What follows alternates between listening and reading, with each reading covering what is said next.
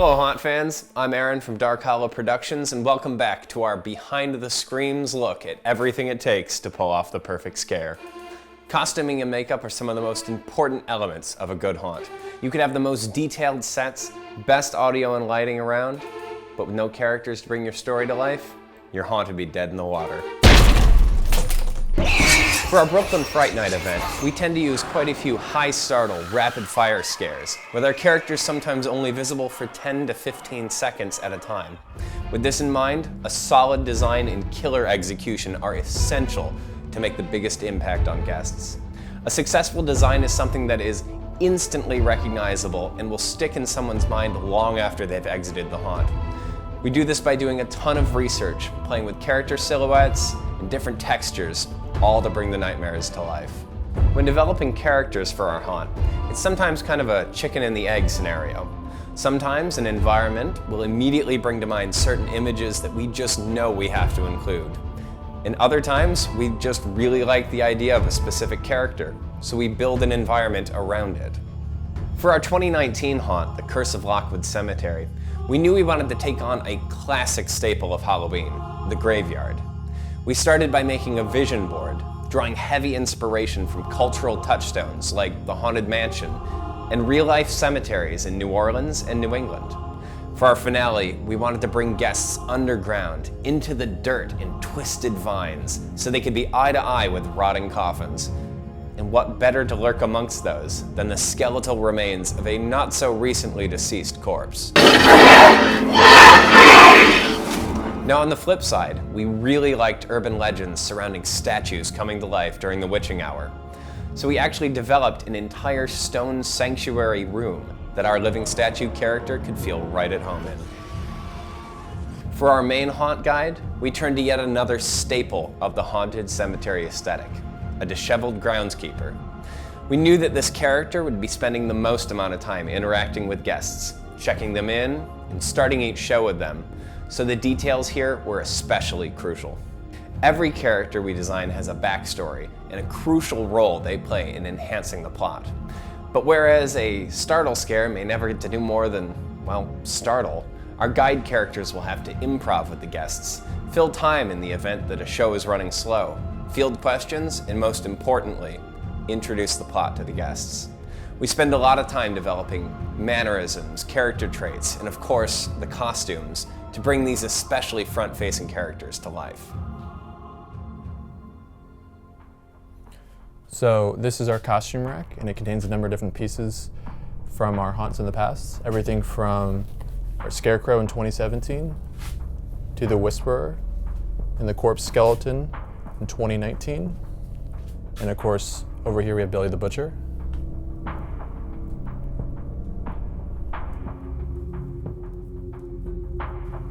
This is the costume for Edward Ashton, our groundskeeper. As you can see, there are a number of different components that all come together for this. And we find that the more layers that you can add to a costume, the more lived in the character really feels. Plus, it can get pretty chilly here in October, so the warmer the better. For this particular outfit, we started with a basic pair of pants, some brown boots, and an undershirt. Over this, we added a vest and a large, heavy overcoat. Then we added accessories, a scarf for accent, fingerless knit gloves, a scally cap, and of course, a lantern to guide the way. We again drew heavy inspiration from the Haunted Mansion and Victorian chimney sweeps. When we are building a character, we'll oftentimes start with a pre-existing item and then work to customize it to fit our story. Rarely does an item go untouched by us. When we are distressing a piece, we have to consider what that character has been through, maybe how they died or how they would have interacted with the world. Maybe they've been locked inside a rotting coffin for years, so we could add layers of dirt and grime, fray the edges to simulate fabric decomposing. Maybe even add patches of moss and mold all over. We use a variety of tools to achieve a believable, weathered look, including leatherworking tools, sanding blocks, pounce powders, and even airbrushes. For our 2018 haunt, we created the character of Billy the Butcher as the big bad of the year, and we wanted him to have an equally iconic custom mask. We started with a pre-existing pig mask, and cut it up and hand-stitched it together using materials we figured any evil cannibalistic butcher would just have lying around. We figured a big brute like Billy would be delicate enough to handle the sewing, but still brutal enough that he'd just leave the jaw swinging loose. We finished the look by adding even more gore, using silicone caulk mixed with paint, and then added some wet strands of hair using clear caulk. One additional consideration that we always have to keep in mind is repeatability. And in the case of the Butcher's Block, we knew that we needed Billy in the beginning and the end of the show. So even though Billy is just one guy, we actually created 2 identical costumes. Our biggest compliment was having guests come up to us and ask how we possibly managed to run fast enough to be in 2 places at once.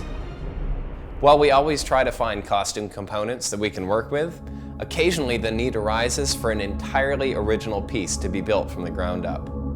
The process starts with finding the right pattern, which can sometimes take hours of sifting through old pattern books or online archives to find the best match. We can then make a mock-up and test fit it on our actor before making the final piece, or we can choose the perfect fabric to suit our needs and make any final alterations. Now this piece is actually going to be used in the haunt this year, but I can't tell you where just yet. The final element to get added to any costume, but one that we're thinking about through the entire process, is the makeup. For some characters, like our caretaker, we just use 2-dimensional staged makeup techniques to bring them to life. For other, less human characters, we use an array of makeup techniques ranging from movie-grade foam latex appliances to custom dental inserts to good old-fashioned cotton and latex. For this year's event, we even created life casts in order to sculpt custom prosthetic appliances onto our existing face shapes. This means that the final product will fit perfectly and allow for a full range of emotion and maximum scare factor. Well, we certainly hope you enjoyed us ripping open the seams to expose the cottony inner workings of our character and costume design process. What? Too graphic? Anyway, stay tuned to our social media pages for the next episode, and remember, stay out of the woods.